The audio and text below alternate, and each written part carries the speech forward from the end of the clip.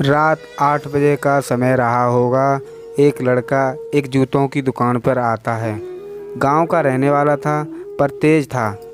उसका बोलने का लहजा गांव वालों की तरह ही था पर बहुत ठहरा हुआ लग रहा था। लगभग 22 वर्ष का होगा। दुकानदार की पहली नज़र पैरों पर जाती है। उसके पैर में लेदर के शूज थे जो सही तरीके से पॉलिश किए हुए थे। दुकानदार बोला, क्या सेवा करूं?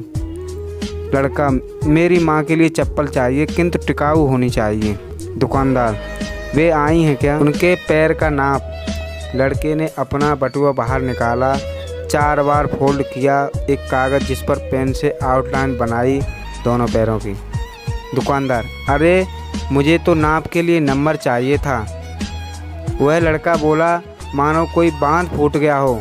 क्या बताऊं साहब, मेरी माँ की ज़िंदगी बीत गई, पैरों में कभी चप्पल नहीं पहनी। माँ मेरी मजदूर है, कांटे झाड़ियों में भी जानवरों जैसी मेहनत करके मुझे पढ़ाया लिखाया, पढ़कर अब नौकरी लगी है।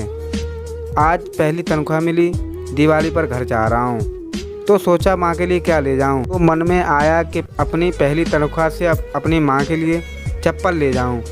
दुकानदार ने अच्छी चप्पल दिखाई जिसकी कीमत 800 रुपये थी और बोला, यह चलेंगी क्या? वह उसके लिए तैयार था। दुकानदार ने सही से पूछ लिया कि तेरी तनख्वाह क्या है? तो लड़के ने कहा, मेरी तनख्वाह 12,000 है, काट पीट कर 7-8 हज़ार रुपये बच जाते हैं और 3,000 माँ के लिए। अरे फिर 800 रुपये कहीं ज़्यादा तो नहीं? तो बीच में बात काटते हुए बोला कि कुछ नहीं होता। दुकानदार ने बॉक्स पैक किया, उसने पैसे दे दिए, खुशी खुशी बाहर निकला। चप्पल जैसी चीज़ की कोई किसी को इतनी महंगी भेंट नहीं दे सकता। इधर दुकानदार ने उसे कहा, थोड़ा रुको। दुकानदार ने एक बॉक्स उसके हाथ में दिया। यह चप्पल माँ को तेरे इस भाई की तरफ से गिफ्ट हैं। माँ से कहना कि पहली बार ख़राब हो जाए तो दूसरी पहन लेना, नंगे पैर नहीं घूमना और इसे लेने से मना मत करना। दुकानदार और लड़के की आंखें भर आईं। दुकानदार ने पूछा, क्या नाम है तेरी माँ का? लड़के ने उत्तर दिया, लक्ष्मी।